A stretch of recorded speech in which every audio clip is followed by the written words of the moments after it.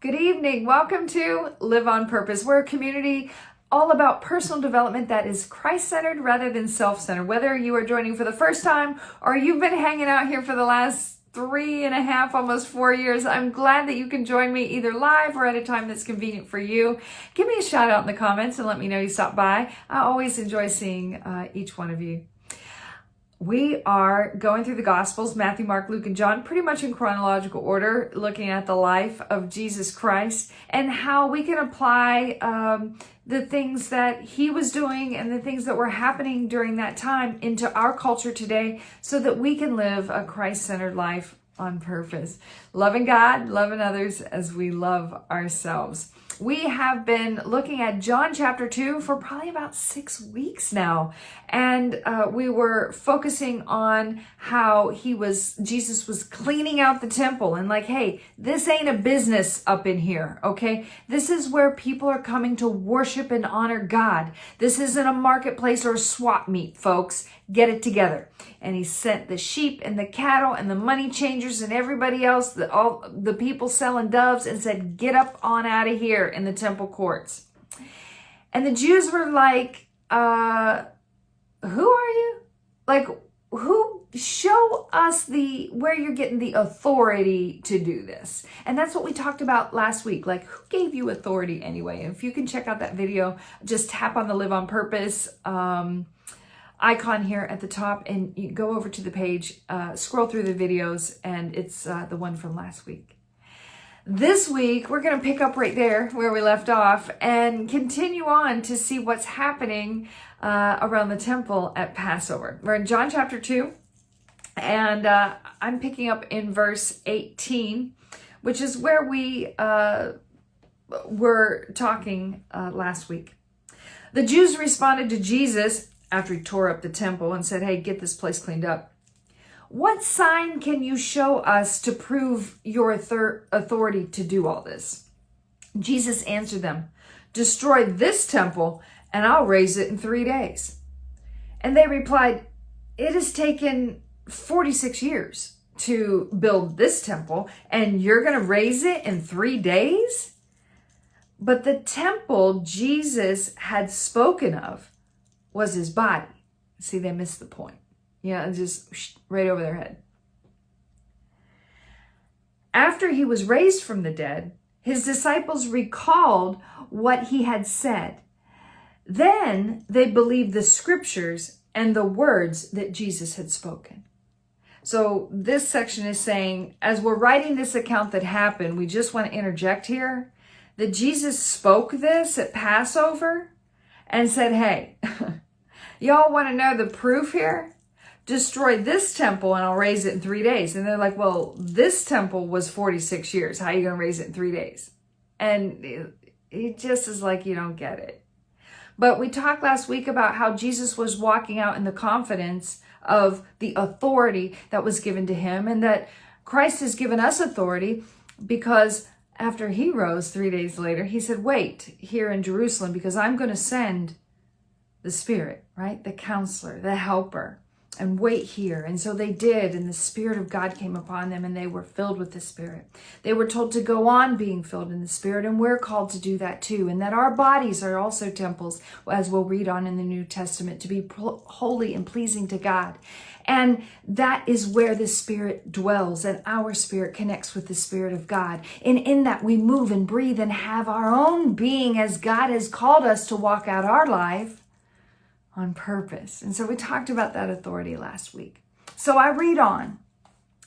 And I am now in verse 23 as we're wrapping up John chapter 2. And it says, now while Jesus was in Jerusalem at the Passover festival, many people saw the signs Jesus was performing and believed in his name. Like, he is the Messiah.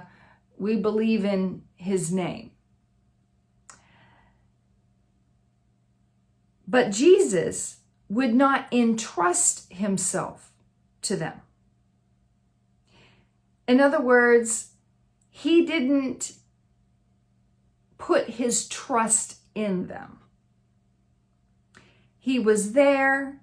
He was performing miracles, most likely healing people, delivering people from demonic influences.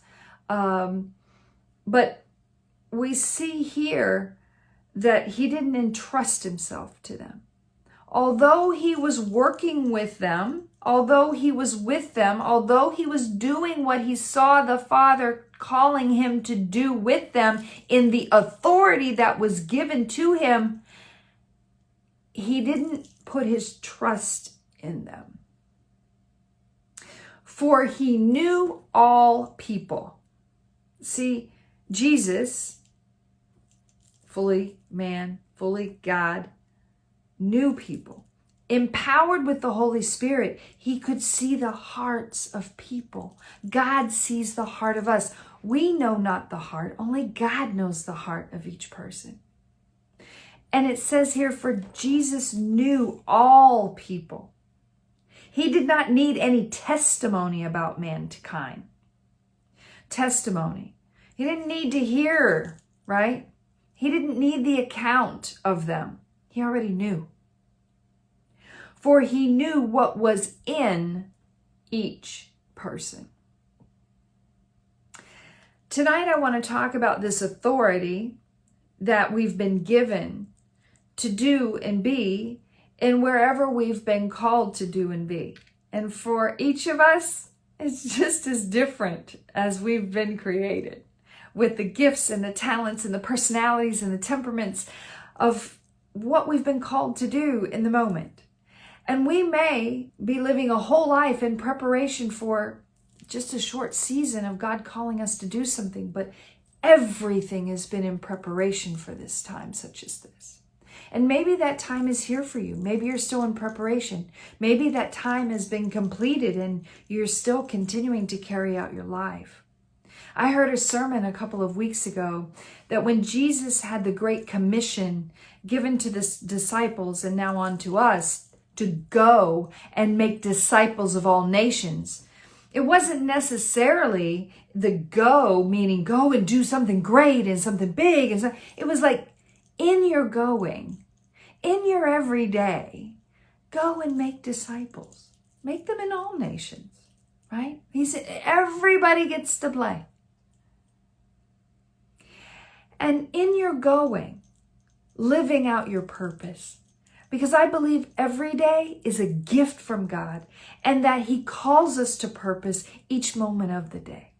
And I also believe that there are seasons where he's called us to do things like I talked about last week, where he called Noah to build an ark, right?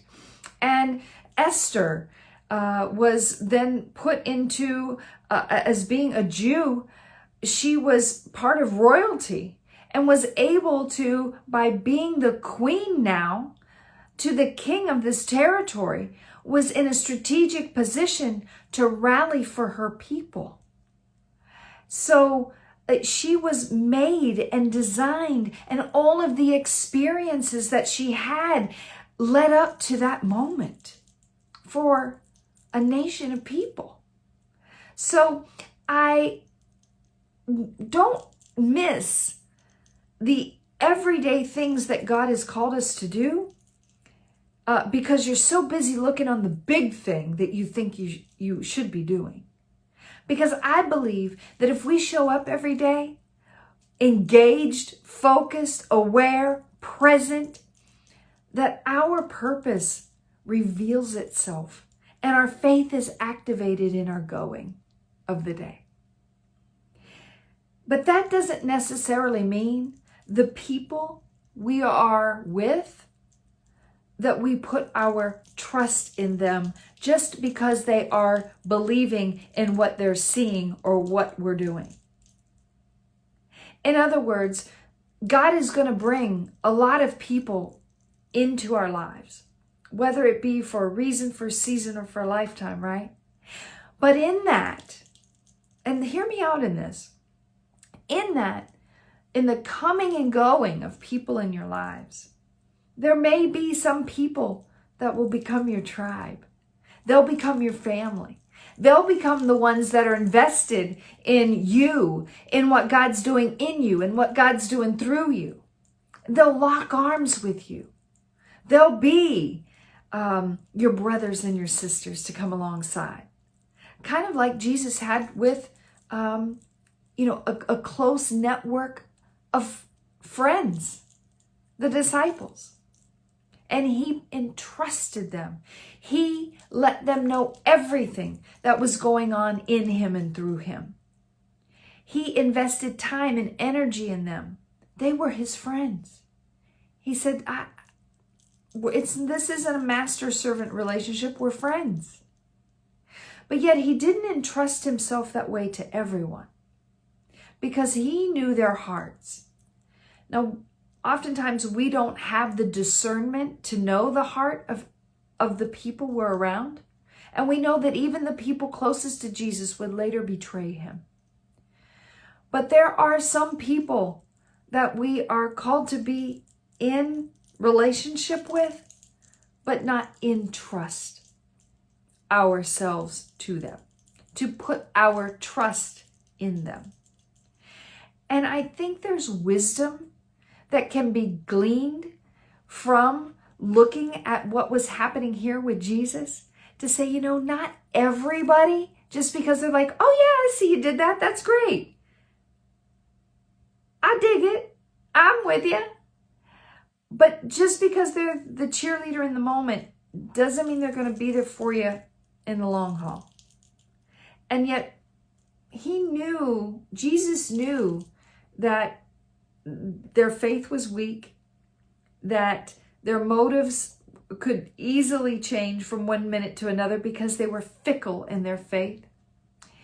And he also knew in their hearts, because of the stronghold of the religious Jewish leaders had on this people group, that probably these people could be easily swayed against him, and his time had not yet come. But he already knew that he was going to be raised in 3 days because he spoke that here. So he had an understanding of where his life was headed. But that didn't mean that he was taking everybody along with him. This isn't a popularity contest. And so I say to you, be mindful of the relationships that you have around you, that you don't necessarily have to entrust yourself to everyone who is either part of the vision and mission and purpose that God's given to you. Although they may be a part of the moment, it doesn't necessarily mean that they're locking arms with you to be together in the process. And I believe that the only way that we can know is by watching the fruit of people. And one of my friends says, if you can trust someone with a little, then do that. And then watch and see. And if you can trust them with that, then trust them with a little more and watch and see. And then be asking the Lord, how is this person's that you've brought in my path, in this situation, in this season of my life, how do you want me to interact with them? And how am I supposed to be relating to them, and on what level? I believe there's wisdom when we ask God for this insight. And I also believe that in faith, he will give that to us. And when we do that, then we know that we can be strong in who we are in our relationships with other people. So be mindful of that. I think sometimes it's easy to say, hey, I don't want anybody up in here. This is what I'm doing. I don't need any help. I got it going on. I have the authority and I'm going to make it happen all on my own.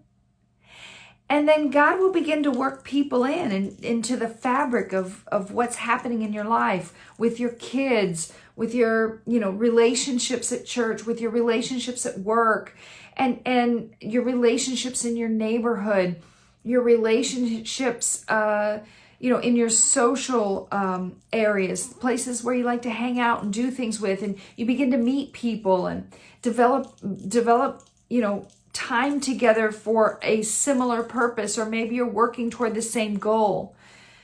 But it may not mean that is a relationship that you are to continue to entrust yourself to beyond what's being called to in the moment.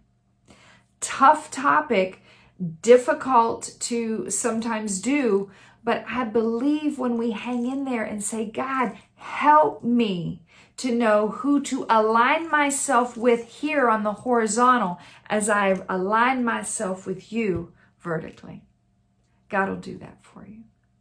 Love God, love others, and love yourself. Good night.